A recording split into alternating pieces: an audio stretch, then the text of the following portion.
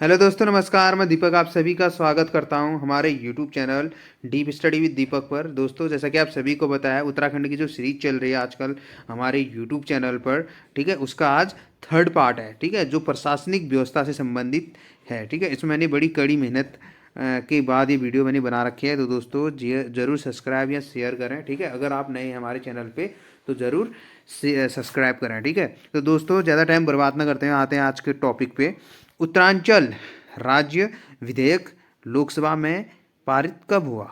ठीक है, 1 अगस्त 2000 को। ठीक है, उत्तरांचल कह रहा है, तो उत्तरांचल से उत्तराखंड कैसे बना, कब बना, इसका पूरा डिटेल पूरा एक्सप्लेन मैं यहाँ पे दूंगा। तो दोस्तों देखिए कि कोई भी राज्य अगर बनता है ना, ऐसे ही नहीं बनता है, ठीक है। उसके पीछे कड़ी मेहनत होती है। आदमी सफल होता है तो उसके पीछे बहुत कड़ी मेहनत होती है। लोग सिर्फ सफलता देखते हैं। तो राज्य में बड़े आंदोलन हुए थे। लगाइए आप लोगों को जो ये उत्तराखंड का जो आंदोलन है, तो जो अलग से मैं लेके आऊँगा वीडियो, उसमें आप लोगों को पूरा डिटेल बताऊंगा। जो यहाँ पे मेन पॉइंट है, जितना हो सके मैं एक्सप्लेन करने की कोशिश करूँगा, ठीक है। तो देखिए कि यहाँ पे उत्तरांचल है, उसके बाद उत्तराखंड कब बना मैं यहाँ पे अभी बताऊंगा। तो उत्तरांचल राज्य विधेयक लोकसभा में पारित कब हुआ? ये 1 अगस्त 2000 को हुआ था, ठीक है। पहले तो देखिए, उसके बाद जो सेकंड है, उत्तरांचल राज्य विधेयक लोकसभा राज्यसभा में कब पारित हुआ था? ये 10 अगस्त 2000 को हुआ था, ठीक है। उसके बाद उत्तरांचल राज्य विधेयक राष्ट्रपति KR नारायण द्वारा कब स्वीकृत किया गया था? ये 28 अगस्त 2000 को, ठीक है। यानी उस टाइम राष्ट्रपति कौन थे? KR नारायण, ठीक है, सन 2000 में। तो दोस्तों देखिए कि कोई भी राज्य अगर बनता है ना, अगर कोई यहाँ पे हमारे आप लोगों ने पॉलिटिकल में जो इंडियन कॉन्स्टिट्यूशन है, ठीक है, तो उसमें आप लोगों ने पढ़ा होगा कि जो आर्टिकल है, ठीक है, जो हमारे संविधान में जो आर्टिकल है, तो उसमें पढ़ा होगा। देखिए अनुच्छेद 1 है ना, तो उसमें संघ का नाम और राज्य क्षेत्र दे रखा है, ठीक है। अगर हम कोई राज्य अगर बनता है, कोई नए राज्य का प्रवेश होता है, निर्माण होता है, तो उसके लिए आर्टिकल 2, ठीक है, आर्टिकल 2 का यूज होता है, ठीक है। वो आर्टिकल जो आप लोगों ने पढ़े हैं, ठीक है। उसके बाद आर्टिकल जो थर्ड आता है, उसमें नए राज्यों का निर्माण होता है। वर्तमान राज्यों के क्षेत्रों में जैसे निर्माण, परिवर्तन और उसके नाम में चेंज, ये सब होता है, ठीक है। तो यहाँ पे आर्टिकल 2 का प्रयोग करा है, ठीक है। तो उत्तराखंड राज्य बन जाता है, ठीक। इसका जो गठन होता है, उत्तरांचल राज्य का जो गठन होता है, ये होता है 9 नवंबर सन 2000 को, ठीक है। 9 नवंबर 2000 को इसका गठन हो जाता है। तो देखिए ये गठन होता है, तो अभी मैं नीचे भी यहाँ पे बताऊंगा। तो उत्तरांचल भारतीय गणराज्य का कौन सा राज्य बना था? ये 27वां राज्य बना था, ठीक है। 26वां छत्तीसगढ़ था, 27वां उत्तराखंड और 28वां झारखंड, 29वां तेलंगाना, जिसकी स्थापना 2 जून 2014 को हुई थी, ठीक है। और इसकी स्थापना कब हुई थी? 9 नवंबर 2000 को उत्तराखंड बना था ना। तो उत्तरांचल हिमालयी राज्यों के क्रम में कौन सा राज्य बना? ये 11वां उत्तरांचल हिमालयी राज्यों के रूप में, ठीक है। और इसको विशेष राज्य का दर्जा दिया। जो हिमालयी राज्य हैं उनमें एक विशेष राज्य का दर्जा भी इसको मिला है। तो उसमें आप देखिए कि जैसे विशेष राज्य का दर्जा जो मिला ना, इसमें क्या होता है कि जैसे विशेष राज्य का दर्जा देने का कारण ये रहता है कि जैसे कोई हिमालयी राज्य है या नहीं है, ठीक है। विशेष राज्य का दर्जे का मतलब ये होता है कि वहाँ की जो पर्यटक स्थिति है, जो भौगोलिक स्थिति है, सामाजिक स्थिति है, उससे उसको अच्छी से डेवलप करना, ठीक है। उससे काफ़ी उसको उसका डेवलप करना, ठीक है। ये चीज़ें होती हैं। तो यहाँ पे मैं हल्का बताऊंगा, ज़्यादा एक्सप्लेन नहीं करूँगा। अगर एक्सप्लेन करूँगा तो दोस्तों वीडियो 1 घंटे की चले जाएगी। तो यहाँ पे मैं आप लोगों को शॉर्टकट में बताता हूँ। तो इसको विशेष राज्य का जो दर्जा दिया था ना, वो दिया था 11वां जो राज्य बना था वो था उत्तराखंड। इसको जो राज्य का विशेष राज्य का दर्जा बना था वो 1 अप्रैल 2001 को मिला था, ठीक है। 1 अप्रैल 2001 को केंद्र सरकार के द्वारा इसको विशेष राज्य का दर्जा मिला था, ठीक है। तो इससे पहले 10 थे। तो आप मैं यहाँ पे थोड़ा आप लोगों को बता देता हूँ। सबसे पहले, ठीक है, सबसे पहले 1969 में, ठीक है, 1969 में 69 में एक ही साथ 3 राज्यों को मिला था दर्जा, ठीक है। एक साथ में 3 स्टेटों को मिला था। तीन तीन स्टेट कौन कौन से थे? वो थे असम, ठीक है, असम था, और नागालैंड था, ठीक है। असम था, सॉरी एक बार देखिए यहाँ पे, असम था, नागालैंड था, और तीसरा जो बना था वो था जम्मू कश्मीर, ठीक है। जम्मू कश्मीर। मैंने अभी आप लोगों को बताया था कि 29 में जो राज्य था तेलंगाना था ना। तो दोस्तों वर्तमान की अगर हम बात करेंगे तो इसमें 28 राज्य हैं और 8 केंद्र शासित प्रदेश हैं। इतने आपको सारे फैक्ट मिल गए हैं, ठीक है। इसके अलावा देखिए 8 केंद्र शासित प्रदेश हैं, ठीक है। 28 राज्य हैं, 8 केंद्र शासित प्रदेश है। जो जम्मू कश्मीर था वो केंद्र शासित प्रदेश बन गया, ठीक है। तो यहाँ पे मैं बता रहा था आप लोगों को कि जो 11 राज्य हैं तो 3 तो ये हो गए, ठीक है। असम, नागालैंड, जम्मू कश्मीर। उसके बाद 1969 के बाद ठीक 2 साल बाद 1971 में, ठीक है, 1971 में हिमाचल प्रदेश, ठीक है, हिमाचल प्रदेश, इसको विशेष राज्य का दर्जा मिला था 1971 में, ठीक है। उसके बाद अब लगा लीजिए 2 साल बाद 1969 के बाद 71 में मिला हिमाचल को। उसके बाद 1972 में, ठीक है, 1972 इसमें मिला था तुमको 3 राज्य का दर्जा, इसमें भी मिला था। तो उसमें कौन कौन मिले थे? इसमें मणिपुर मिला था, ठीक है, मणिपुर हो गया और मेघालय हो गया, ठीक है, मेघालय। और कौन सा था? त्रिपुरा था। पूर्वी राज्य जो थे, ठीक है, पूर्वी सभी जो पूर्वी राज्य हैं उनको लगभग 3 ये थे। तुम्हारे कितने हो गए? 7 स्टेट हो गए, ठीक है, 7 स्टेट हो गए। उसके बाद 4 स्टेट बढ़ते हैं। तो 4 स्टेट कौन से थे इसमें? इसमें थे 4 स्टेट। और उसके बाद 1972 के बाद 1975, ठीक है, उसके 3 साल बाद, ठीक 3 साल के बाद क्या होता है? 3 स्टेटों को और मिल जाता है, ठीक है, 3 स्टेट और इसमें जुड़ते हैं। तो उसमें 3 स्टेट जो मिलते हैं वो होते हैं तुम्हारे सिक्किम, ठीक है, सिक्किम और मिजोरम और अरुणाचल प्रदेश, ठीक है, अरुणाचल प्रदेश। तो दोस्तों देखिए, तो यहाँ पे कितने हो गए तुम्हारे? 3 तो पहले मिले थे, असम, नागालैंड, जम्मू कश्मीर। उसके बाद 71 में हिमाचल प्रदेश, यानी 4 स्टेट हो गए। 1972 में 3 स्टेट और बने थे, 4 3 7 हो गए। 75 में 3 बने थे, 7 3 10 हो गए। और जो 11वां स्टेट है उत्तराखंड, उसको उन्हीं उन्नीस ये उसको कितना कब मिला था विशेष राज्य का दर्जा? ये मिला था 1 अप्रैल 2001 को, ठीक है। आप इसको नोट करिए, वेरी वेरी मोस्ट इंपॉर्टेंट है, बहुत बार रिपीटेड हुआ है क्वेश्चन, ठीक है। और आने वाले एग्जाम के लिए बहुत ही विशेष है ये, और आ भी सकता है, ठीक है। अब यहाँ पे देखिए 11वां राज्य ये हो गया। उसके बाद राज्य स्थापना के समय इसका नाम क्या था? उत्तरांचल था, अभी कहा था ना मैंने। तो अभी आएगा यहाँ पे देखिए, राज्य का नाम उत्तरांचल। राज्य स्थापना के समय इसका नाम उत्तरांचल था। और राज्य का नाम उत्तरांचल कब तक रहा था? ये 31 दिसंबर 2006 तक रहा था, ठीक है। यानी 1 जनवरी 2007 से इसका नाम क्या पड़ गया था? उत्तराखंड, ठीक है, उत्तराखंड पड़ गया था। तो दोस्तों देखिए, राज्य का नाम परिवर्तन करके उत्तराखंड कब कर दिया था? 1 जनवरी 2007 को। और इसकी जो स्थायी राजधानी है वो कहाँ है? गैरसैंण, ठीक है, स्थायी राजधानी इसकी कहाँ है?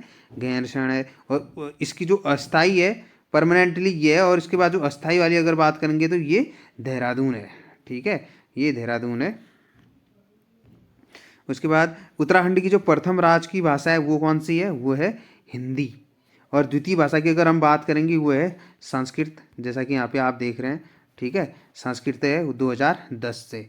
और इसको पहले ही हाँ चलो 2010 से ही है, ठीक है। उसके बाद नेक्स्ट क्वेश्चन देखते हैं, 1 लाइनर है दोस्तों। देखिए जितना एक्सप्लेन होगा मैं पूरी कोशिश करूँगा पूरे फैक्ट यहाँ पे लेके आऊँ, ठीक है। वीडियो भी ज़्यादा लंबी ना बने और जल्दी जल्दी वो क्वेश्चन भी हो जाए, ठीक है। तो यहाँ पे देखिए 14वां क्वेश्चन, उत्तराखंड शासन द्वारा प्रतीक चिन्हों का निर्धारण कब किया गया था? ये सन 2001 में करा गया था, ठीक है, 2001 में 2001 में करा गया था, ठीक है, 2001 में। और उत्तराखंड का राज्य चिन्ह ये देखिए, ये उत्तराखंड का राज्य चिन्ह है यहाँ पे, जैसा कि आप देख रहे हैं।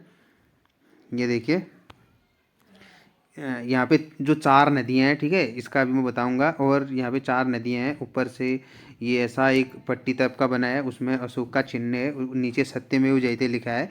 तो यहाँ पे कुछ देखिए, उत्तराखंड राज्य, ठीक है, समचतुर्भुज भुजाकार आकृति में 3 पर्वत चोटियाँ, बीच वाली चोटी पर लाल पृष्ठ में अशोक की लाट अंकित है। लाट के नीचे मुंडकोपनिषद से लिया गया वाक्य सत्यमेव जयते है, ठीक है, सत्यमेव जयते है। और बीच वाले भाग में श्वेत पृष्ठ पर 4 जलधाराएं नीले रंग में दिखाई गई हैं, ठीक है। ये 1 2 3 4, ठीक है, दिखाई। सबसे नीचे नीले रंग में उत्तराखंड राज्य लिखा है, ठीक है। ये यहाँ पे उत्तराखंड राज्य लिखा है। तो देखिए राज्य चिन्ह में लाल पृष्ठ किसका प्रतीक है, ये किसका प्रतीक है यहाँ पे, ये है राज्य आंदोलन के रक्त का, ठीक है।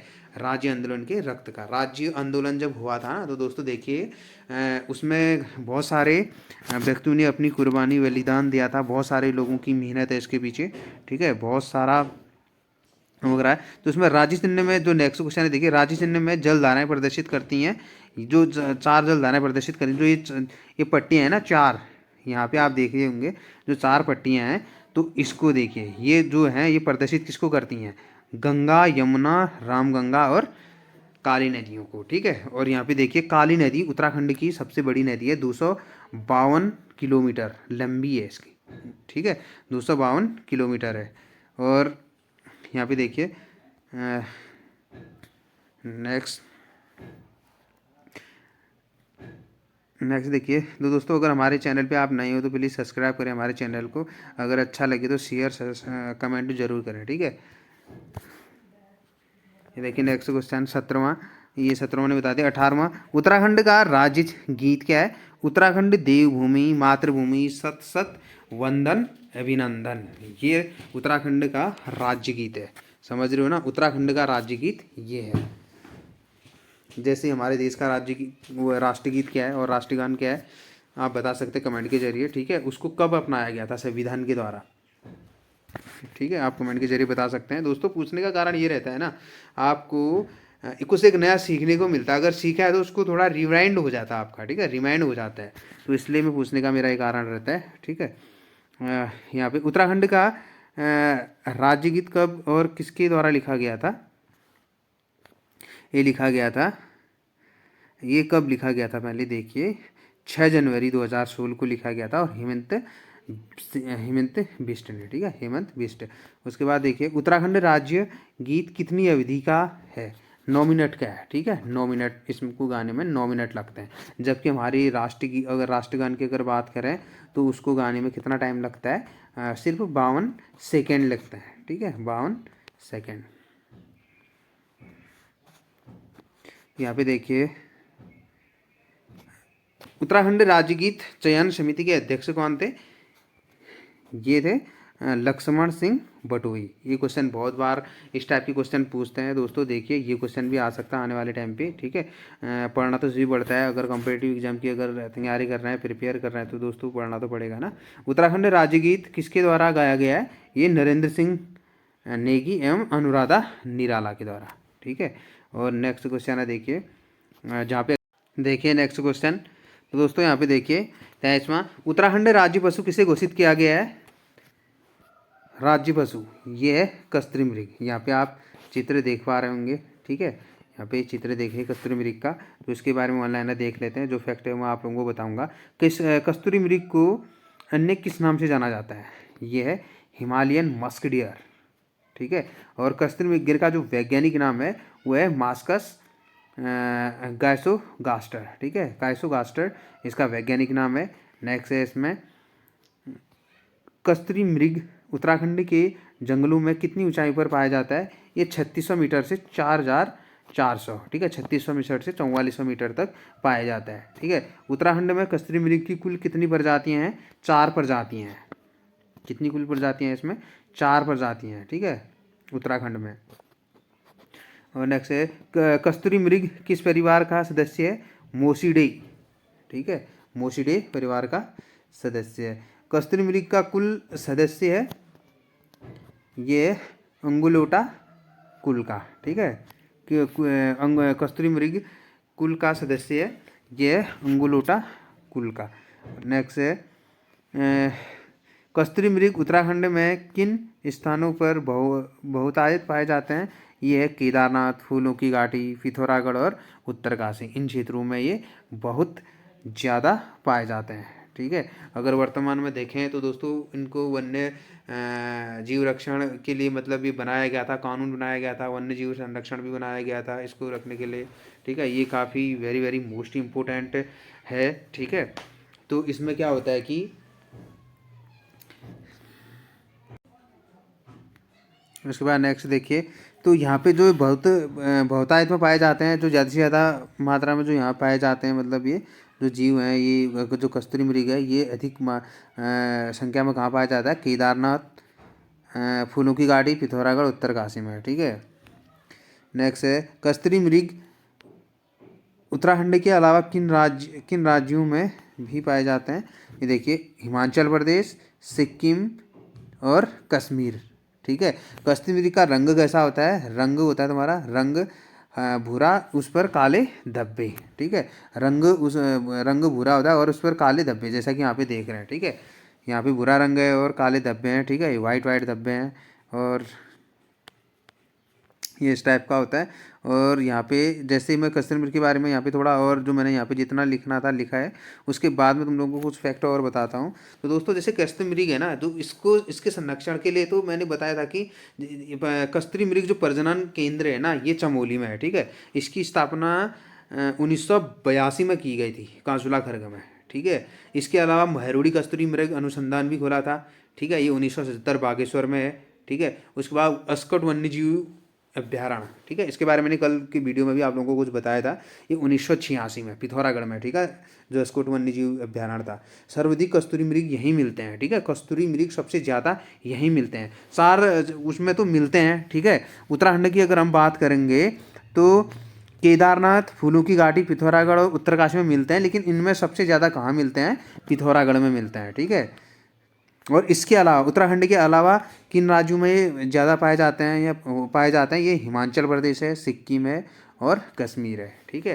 पहाड़ी क्षेत्रों में ज़्यादा से ज़्यादा जो ऊंचाई में मिलते हैं, जैसा कि मैंने यहाँ पे आप लोगों को बताया था। ठीक है। 3600 मीटर से 4400 मीटर की ऊंचाई पे ये पाए जाते हैं। और इसका जो रंग होता है वो काले पीले धब्बे होते हैं, वाइट धब्बे होते हैं, भूरे रंग का ये पूरा होता है। ठीक है। और इसके अलावा कस्तूरी मृग की ऊँचाई कितनी होती है? 20 इंच है। सिर्फ इसकी 20 इंच ऊंचाई होती है। कस्तूरी मृग की औसत आयु कितनी होती है? 20 वर्ष। ठीक है। 20 वर्ष इसकी औसत होती है, जो एवरेज एज होती है इसकी। माता कस्तूरी मृग की गर्भधारण की अवधि जो होती है 6 मंथ होती है। ठीक है। और नेक्स्ट देखिए, कस्तूरी मृग का जो मुख्य भोजन होता है वो केदार पाती होता है। ठीक है। इसका जो मुख्य भोजन होता है केदार पाती होता है। कस्तूरी प्राप्त होता है नर मृग से। समझ रहे हो ना? वेरी वेरी मोस्ट इम्पोर्टेंट है। कई बार आदमी कंफ्यूज्ड हो जाते हैं इसमें। ठीक है। तो कस्तूरी जो प्राप्त होता है ना, वो नर मृग से होता है। तो देखिए दोस्तों, जो ये मैंने बताया ना आप लोगों को कस्तूरी मृग के बारे में, जैसे कि दोस्तों रुकिए 1 मिनट, ये जो मैं यहाँ पे बताया ना, माता कस्तूरी मृग की गर्भधारण की अवधि कितनी होती है? 6 मंथ। और इसका जो मुख्य भोजन होता है केदारपाती होता है। और जो कस्तूरी प्राप्त होती है नर मृग से होती है। ठीक है। नर मृग से इसकी कस्तूरी प्राप्त होती है। दोस्तों, जो ये होता है ना, ये काफ़ी इम्पोर्टेंट है। ठीक है। मतलब इसी के कारण, ठीक है, इसी के कारण कस्तूरी मृग का जो होता है शिकार किया जाता है। ठीक है। मतलब इसको मारा जाता है और उसको बेचा जाता है, क्योंकि इसमें एक जो कस्तूरी होता है, ठीक है, एक कस्तूरी होता है जो उसका यूज बहुत सारी बीमारियों में किया जाता है, जैसे निमोनिया है, टाइफाइड है, हृदय रोग है, हार्ट से संबंधित जो रोग होते हैं। ठीक है। और उसके बाद जैसे लेप्रोसी है और ब्रैंकोयूरेस होती है। ठीक है। ब्रैंकोयूरेस होती है ना, एक जो रोग होता है, लेप्रोसी होती है वो।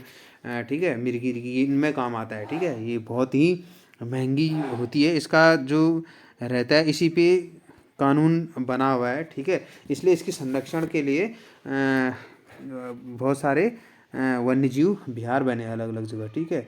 तो इसमें और क्या रहता है कि जैसे इसकी आत्मरक्षा के लिए 2 दांत होते हैं इसमें। ठीक है। और कस्तूरी मृग एक मृग से एक बार में कितनी मात्रा में प्राप्त किया जा सकता है? 30 से 45 ग्राम। और यही कई महंगा होता है। ठीक है। सिंपल और आसान शब्दों में आप लोगों को बता रहा हूँ। नेपाल की कस्तूरी को क्या कहा जाता है? कपिल। ठीक है। और कश्मीर की कस्तूरी को क्या कहा जाता है? पिंगल। ठीक है। कभी क्वेश्चन आ जाएगी, कश्मीर की कस्तूरी को क्या कहलाती है? वो पिंगल कहलाती है। ठीक है। सिक्किम की कस्तूरी को क्या कहा जाता है? कृष्ण कहा जाता है। देखिए, अब उत्तराखंड में तो कस्तूरी कहते हैं नॉर्मली, और कश्मीर की कस्तूरी को क्या कहते हैं? पिंगल कहते हैं। सिक्किम की कस्तूरी को क्या कहा जाता है? कृष्ण। औषधि उपयोग में कस्तूरी का प्रयोग किन बीमारियों में दवा बनाने में काम आता है? जैसे कि मैंने अभी आप लोगों को पहले बता दिया, ये तो ये है। ठीक है। जैसे दमा हो गया, मिर्गी संबंधी रोगों की दवा बनाने में। ठीक है। कस्तूरी का जो रासायनिक नाम होता है ना, रासायनिक नाम होता है इसका मिथाइल क्लोरो पेंटाडेकेनॉल, ठीक है, पेंटाडेकेनॉल, ये इसका रासायनिक नाम है। और ये हो गया, ठीक है। आप इसको नोट कर सकते हैं या स्क्रीनशॉट ले सकते हैं इसकी, ठीक है। और तो दोस्तों इसके बाद हम पढ़ेंगे, इसके बाद पढ़ते हैं उत्तराखंड का राज्य पुष्प, ठीक है। उत्तराखंड का राज्य पुष्प जैसा कि यहाँ पे आप देख रहे हैं ब्रह्म कमल, ठीक है, वाइट पे है यहाँ पे ब्रह्म कमल। तो दोस्तों देखिए उत्तराखंड का जो राज्य पुष्प है वो है ब्रह्म कमल। यहाँ पे आप पिक्चर देख सकते हैं, ठीक है, ब्रह्म कमल की ये। तो इसमें हम पढ़ते हैं उत्तराखंड के हिमालयी क्षेत्रों में ब्रह्म कमल कितनी ऊंचाइयों पर पाए जाते हैं? ये 4800 से 6000 मीटर। अगर हम यहाँ पे इससे पहले हमने अभी क्या पढ़ा था कस्तूरी मृग, वो 36 से 4400 मिलता है। और ये उसके 44 के बाद 4 और जोड़ दो 4800 से 6000 मीटर की ऊंचाई पर ये पाया जाता है ब्रह्म कमल, ठीक है। ये राजकीय पुष्प है, ठीक है। ब्रह्म कमल किस कुल का पौधा है? ये एस्टेरेसी कुल का पौधा है, ठीक है। बहुत बार पूछा जाता है ना ये क्वेश्चन जैसे कि मतलब कितनी ऊंचाई पे पाया जाता है ब्रह्म कमल, और यहाँ किस कुल का पौधा है, तो एस्टेरेसी कुल का है। और इसका जो वैज्ञानिक नाम है अगर पूछेंगे तो ससूरिया अवेलेटा है इसका वैज्ञानिक नाम, ठीक है। उत्तराखंड में पाए जाने वाले ब्रह्म कमल की अन्य प्रजातियाँ क्या हैं? जैसे फैन कमल, ठीक है, और कस्तूरी कमल। और इसको ये देखिए उत्तराखंड में सर्वाधिक ऊंचाई पर पाए जाने वाला कमल जो है फैन कमल है। इनसे भी ज़्यादा ऊंचाई पे ये पाया जाता है फैन कमल, इसी प्रजाति का है ना। तो ये उससे भी ज़्यादा ऊंचाई पाया जाता है। और इसको लोकल भाषा में क्या कहते हैं? कोलपदम, ठीक है। ये ब्रह्म कमल का स्थानीय नाम क्या है? कोलपदम। लोकली भाषा में इसको कोलपदम के नाम से जानते हैं। और इसमें देखिए महाभारत के वन पर्व में ब्रह्म कमल को क्या कहा गया है? वो सुगंधित पुष्प कहा गया है, ठीक है, सुगंधित पुष्प कहा गया है। उसके बाद जैसे नेपाल में ब्रह्म कमल को क्या कहा जाता है? नेपाल में ब्रह्म कमल को क्या कहा जाता है? टोप गोला, टोप गोला। और हिमाचल प्रदेश में ब्रह्म कमल को क्या कहा जाता है? दूधा फूल। वेरी वेरी मोस्ट इंपॉर्टेंट है, ठीक है। आसपास की जो स्टेट हैं इससे संबंधित क्वेश्चन पूछ लेते हैं बहुत बार। कश्मीर में ब्रह्म कमल को क्या कहा जाता है? गलगल, क्या कहा जाता है? गलगल, ठीक है। और ब्रह्म कमल की विश्व में कुल कितनी प्रजातियां हैं? 210, ठीक है। एक बार मैं देख रहा था पुराने जो पेपर थे क्वेश्चन पेपर, उसमें देख रहा था कि ब्रह्म कमल की कुल प्रजातियां पूछी थी विश्व में, ठीक है। और उत्तराखंड में ब्रह्म कमल की कुल कितनी प्रजातियां हैं? 24। ये क्वेश्चन भी आया हुआ है, ठीक है। 24 प्रजातियां उत्तराखंड में होती हैं इसकी, ठीक है, ब्रह्म कमल की। तो देखिए नेक्स्ट, उत्तराखंड में ब्रह्म कमल की 24 तो हैं। और उत्तराखंड में किन क्षेत्रों में ब्रह्म कमल बहुतायत मिलते हैं? अभी देखिए बहुत मात्रा में कहाँ कहाँ मिलते हैं, कहाँ कहाँ होते हैं। जैसे फूलों की घाटी चमोली में, केदारनाथ, रुद्रप्रयाग, पिंडारी ग्लेशियर, ये भी वहीं है, ठीक है। तो यहाँ पाए जाते हैं, ठीक है, बहुतायत में, ज़्यादा से ज़्यादा मात्रा में, ठीक है। ये चीज़ें यहाँ मिलती हैं। उसके बाद यहाँ पे देखिए हिमालयी पुष्पों का सम्राट किसे कहा जाता है? हिमालयी पुष्पों का सम्राट किसे कहा जाता है? ये ब्रह्म कमल को कहा जाता है, ठीक है, कहा जाता है ब्रह्म कमल को। तो दोस्तों यहाँ पे ब्रह्म कमल किस देवी का प्रिय पुष्प है? नंदा देवी का, ठीक है, नंदा देवी का प्रिय पुष्प है। और नंदा देवी से संबंधित आप देखिए होंगे, नंदा देवी पर्वत चोटी भी है उत्तराखंड में जो सबसे बड़ी है, 7817 वर्ग किलोमीटर सबसे बड़ी है। फिर उसके बाद कामेत है, आप और भी हैं यहाँ पे, ठीक है। तो यहाँ पे अगर आया तो मैं इससे रिलेटेड आप लोगों को याद कराने की कोशिश करा रहा हूँ। ब्रह्म कमल का रंग कैसा होता है? ब्रह्म कमल का ये बैगनी होता है, ठीक है।